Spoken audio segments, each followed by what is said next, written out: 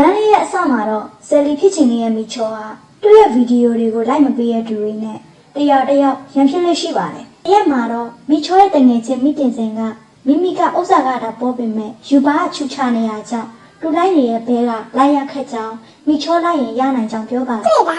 你们信了吗？嘿，信了哦。 ဒါအောင်မိချောလဲယူပါလိုင်းနဲ့ဘဲရဲ့အကောင့်ကိုတောင်းပြီးစကျူးပါတော့တယ် ဟာဒီဘေးကယူပါတော့လမ်းလိုက်လား ယူပါလိုင်းနဲ့အစင်လေးဟာလဲမိတင်စင်လိုက်တာကိုမူနေပေမဲ့လဲမိချောကိုတော့လေးဖြူရဲ့မင်းမမင်းပဲဖြစ်နေပါတော့ 啥东西呀？后来家的流落的那几天，最重要的关也是干的地方，我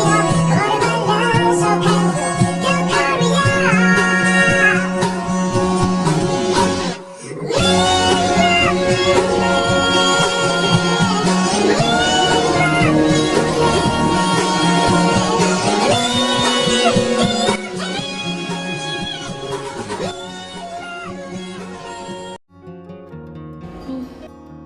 ဒီလိုကြောက်လဲငါရုပ်ကတော်တော်ညှို့သွားတာပဲ306နဲ့ရိုက်တင်လိုက်အောင်မယ် What the fuck? အမေဒီလိုလေးကပုံမိုက်တယ်ဒါကြောင့်လူချင်းမင်းတို့ကလည်းစိတ်တက်မကြပါနဲ့ရှင်ယူပါမလန်နဲ့ငွေချင်းမချူချရင်အစင်သားတို့တိုးနိုင်ပါလေရဲ့ဆိုတာကိုမှတ်ထားလိုက်ပါနော်